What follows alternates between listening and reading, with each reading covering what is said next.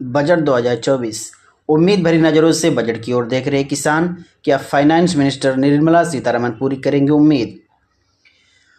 Financial year 2024 में भारत के agriculture sector की चेंजिंग सिर्फ 1.8% रह गई थी, जबकि इकोनॉमी 8.2% की रफ्तार से भाग रही है।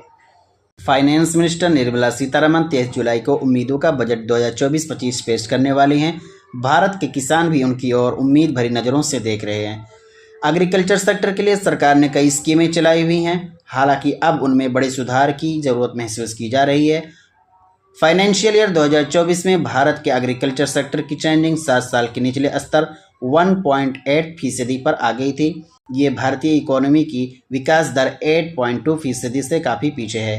अन्य सेक्टर तो तेज़ी से आगे जा रहे हैं, लेकिन एग्रीकल्चर धरातल में जाती दिखाई दे रही है। खेती को डिमांड से जोड़ने की है ज़रूरत।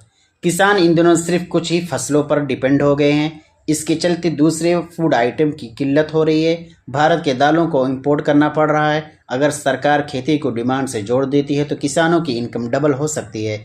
यही वजह है कि एग्रीकल्चर मिनिस्टर ने ऐलान किया है कि सरकार की पूरी दाल MSP पर ही खरीदी जाए। खेतों के कई तरीके के इस्तेमाल पर सरकार को जोर देना चाहिए। प्रधानमंत्री मत्स्य संपदा योजना जैसी स्कीमें इसमें फ़ायदेमंद साबित हो सकती हैं। इसके अलावा डेयरी फार्मिंग जैसी गतिविधियों को भी बढ़ाना आवश्यक है। इसके लिए बजट से खास तौर पर समर्थन की उम्मीद की जा रही है। किसानों के लिए स्मॉल पेंशन स्कीम की है उम्मीद। किसानों को उम्मीद है उनके लिए पेंशन की खास व्यवस्था सरकार करेगी। फिलहाल 2 एकड़ से कम ज़मीन वाले किसानों के लिए प्रधानमंत्री मन धन योजना स्कीम चलाई जा रही है। इसमें 3,000 रुपये मासिक पेंशन दी जाती है। बजट में ऐसे किसानों को अटल पेंशन योजना से जोड़कर लाभ भी पहुंचाया जा सकता है। इससे करोड़ों किसानों को बेनिफिट होगा। साथ ही अधिकतम पेंशन 10,000 रुपये तक पहुंचाई जा सकती है। MSP नियमों में बदलाव की चल रही डिमांड। इस बजट से मिनिमम सपोर्ट प्राइस को न्यूनतम मजदूरी के जैसा बनाए जाने की उम्मीद की जा रही है। इससे किसानों को उनकी लागत और मिलने वाले प्राइस की क्लियर जानकारी होगी। इससे किसानों को न्यूनतम आय की गारंटी मिलेगी और बाजार में उतार चढ़ाव का जोखिम भी कम होगा। इसके साथ ही प्रधानमंत्री बीमा योजना का दायरा भी बढ़ाया जा सकता है। नैनो फर्टिलाइज़र को दिया जाए बढ़ावा, एक्सपोर्ट बढ़ाया जाए।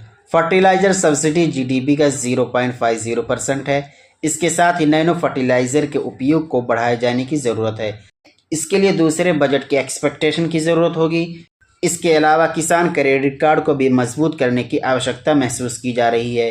फिलहाल एग्रीकल्चर एक्सपोर्ट $55 अरब के आसपास है। सरकार को इसे बढ़ाने के प्रयास बजट में करने होंगे। और इसके साथ ही इस वीडियो में यहाँ तक का साथ देने के लिए आपका बहुत बहुत शुक्रिया।